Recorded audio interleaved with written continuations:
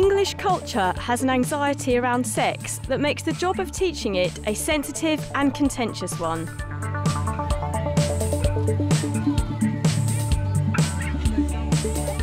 I'm Claire Barr and I've been teaching sex education for 10 years. I'm in the Netherlands to find out what's different about how they do sex education here.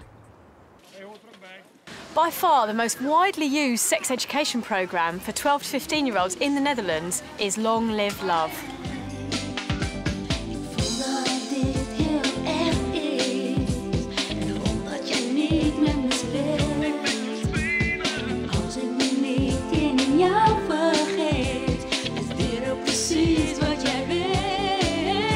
Subsidised by the Dutch government, the Long Live Love programme was developed in the early 90s in response to the threat of HIV and AIDS.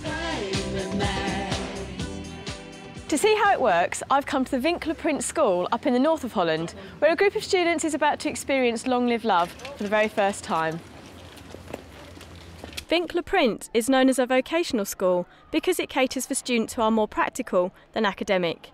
Between 60 and 70% of all vocational schools in Holland deliver Long Live Love because it's their students who are statistically more likely to practice unsafe sex. The Long Live Love program consists of a magazine for students, a video with 6 parts, and a teacher's pack. And the topics are falling in love, first lesson. The second lesson is about going steady. The third lesson is about the first time and how far will you go. The fourth is about safe sex. After that, lesson 5 is about condoms and birth control pills. And the last lesson, lesson 6, is how to behave in difficult situations. Every lesson comes with a little bit of video. And for every teacher planning to deliver Long Live Love, there's the opportunity to attend 2 training sessions and learn how to adapt the programme to meet the needs of their particular students. Jammer dat ze niet mee mogen.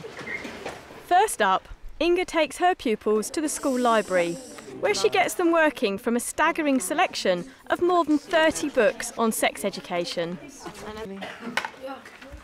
The purpose of this activity is that I want them to find reliable sources instead of on porno sites on the internet where they can find loads of rubbish. And here in the school library, you know that what you're reading is actually true and you can trust that information. And it's all useful stuff, even for the most inexperienced lover. How about 12 tips for the perfect kiss? All right. Yeah? Yeah. For example, it says avoid nasty smells, take a bath, and here it says relax and look into each other's eyes. Bend your head a little and look at each other. Put your lips on the other person's lips. Make a slow circular movement with your tongue and keep breathing, especially through your nose. Let your tongue discover things, the whole mouth. Brilliant. Yeah. And the last part is, congratulations, you're a kiss expert. Keep practicing. Keep practicing. Yes. Back in class, the children test each other on what they've learnt. They will have little boards, A, B, C, and talk about it, decide what their group answer is going to be, and then put it up there. And then we see who gets the most questions correctly. Wat voor stoffen zitten er in de pil? A. Stukje condoom. B. Pijnstiller. C. hormonen. Ja, laat me zien. Allemaal C. Is dat goed? Ja. Ik wil graag dat dit bord helemaal vol komt te staan met andere woorden voor vagina. Alles wat je weet. Het mag braaf zijn, wat ze tegen hele kleine kindertjes zeggen, maar het mag ook grof zijn. Dat mag nu even. Andere woorden voor geslachtsgemeenschap. En andere woorden voor penis. She writes down plus, that means what you pee with. Right, okay. What about the middle ones? Yeah. No, penis. Right. Making love. Right. And sex. And sex. And the right one, well, lul, it means dick. Right. Do you think everybody in this group will contribute something? Like they'll all get up at least once? Do they have to, or it's a choice? I think they are quite enthusiastic doing They're quite this. happy to go Yes, yeah. We have a discussion about using appropriate words, and so we decide on a couple of words that you can use. And those words should be clear, that everybody knows what does it mean, and they should not be rude, so people won't get offended by the word. Anale seks. Nee. Je moet eraf, want dan is het net alsof je het niet meer via de voorkant kan doen. So she's rubbing off the ones that are not, they've agreed. If they say it's not suitable, she rubs it off. Okay. After that, we talk about some ground rules. The lessons should be fun and safe, and you cannot laugh at someone. Nog zo'n regel is, als je geen ervaring hebt, dat is helemaal niet belangrijk. Sommigen van jullie zullen met bepaalde dingen ervaring hebben, maar anderen helemaal niet. Maar dat wil niet zeggen dat je niet over dingen mee kan praten. Waar het om gaat is je mening. Okay, we start off with the first part of the Long Live Love video. It takes about 5 minutes. And in this video there are a group of young people who are actually in a music group. And they have different opinions and feeling about being in love. Als ik naar hem kijk, zie ik een heel speciaal iemand. Hij is zo lief en vrolijk. Ik kan altijd lachen met hem. Ik ga voor het trouwen niet met iemand naar bed. Dat vind ik gewoon niet kunnen. Daar ga ik voor.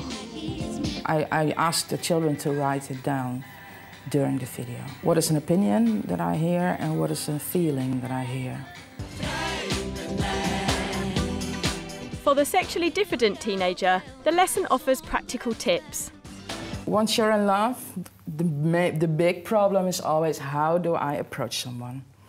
How do I get their attention? And I ask them, think of as many ways as you can to approach someone. Ook als je zeg maar iemand vraagt, dan doe ik meestal wel als je samen met diegene alleen bent. Maar anders als alle vrienden erbij zijn, zeg maar, ze zeggen dan nee. Yeah. I do it because this is what happens in students' lives when they are 13 and 14 years old. We can go immediately to sex and condoms and STDs and stuff, but that's going to happen for most of the students in a couple of years. And this is what they're dealing with now. The students are then invited to read from the magazine some stories about young people in love.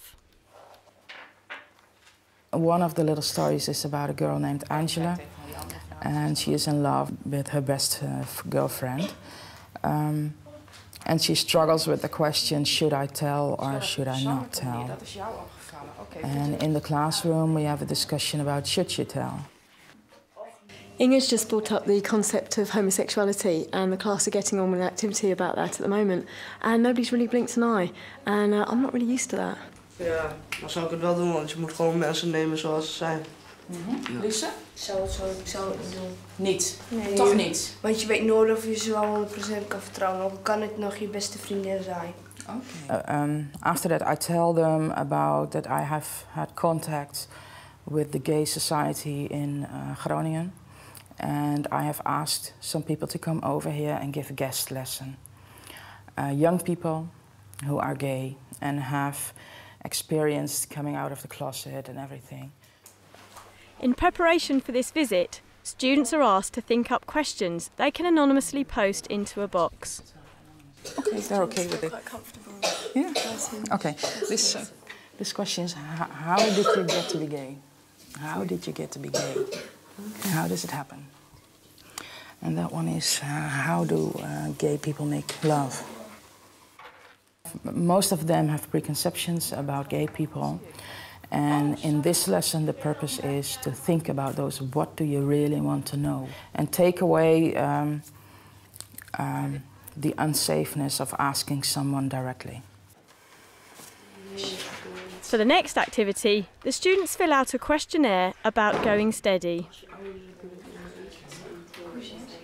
Girls might assume that they're going steady, and the boy will think, okay, I just had a night of fun. in the discotheque, we kissed a bit and that was it. And the girl may think, okay, we have a relationship now, and have a set of rules about that in her head. And the main purpose of this is that students see that there are differences in opinion. So talk about this. Make rules for the two of you. To finish the lesson, Inge gives the students a quiz about having sex for the first time. Students most of the times have loads of misconceptions about that. And the quiz covers all those. De eerste keer neuken doet bij een meisje altijd pijn. Oké, nou, de mensen met de groene kaarten, die mogen gaan zitten. Het doet namelijk niet bij iedereen pijn de eerste keer. Want als een meisje zich goed op de gemak voelt en er echt zin in heeft, zeg maar, dan gaat het al een stuk makkelijker. En als die jongen dan ook nog een beetje rekening ermee houdt en niet als een gek tekeer gaat, maar een beetje voorzichtig doet, dan hoeft dat helemaal niet zeer te doen. Ja? Ga naar vraag 2. De eerste keer is de mooiste ervaring van je leven. Nee, dus vaak een hoop geklungel en gedoe en zo. Hoe vaak je oefent, hoe beter je wordt. Prima. Je hebt het allebei fout. And the last girl or boy who is standing wins the quiz. Yes! The lesson's just finished and I'm intrigued at how comfortable the students and the teacher are with a range of language.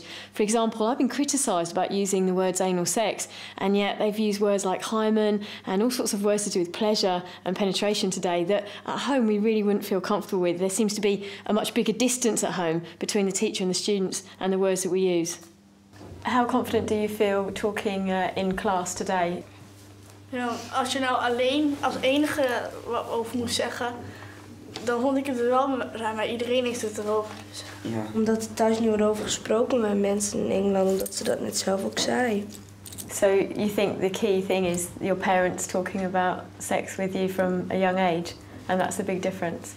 Ja. Have you had any difficult conversations, or have you wanted to ask your parents something but not been able to? Als je problemen hebt of zo, kun je er dus met jou over praten. In England, people your age may find it very difficult to talk about sex. They get embarrassed and feel uneasy talking about things to do with sex. And you seem much more confident and relaxed. Can you think of any reasons why that might be? Omdat er thuis niet wordt over gesproken met mensen in Engeland, omdat ze dat net zelf ook zei. So, I've come to the end of my time here in the Netherlands. What I've found is the resources are very similar to ones I'd find at home. But teachers here are handed training and lesson plans pretty much on a plate. What I feel is at the core of the issue is the confidence of young people. Talking about sex and relationships is very much normal for them. This may be down to good teaching, but it's probably more to do with what goes on outside the classroom than from within. It's fun, it's playful, and they love it. They love the subject, they're very interested. And that's why it's very successful for me and my students.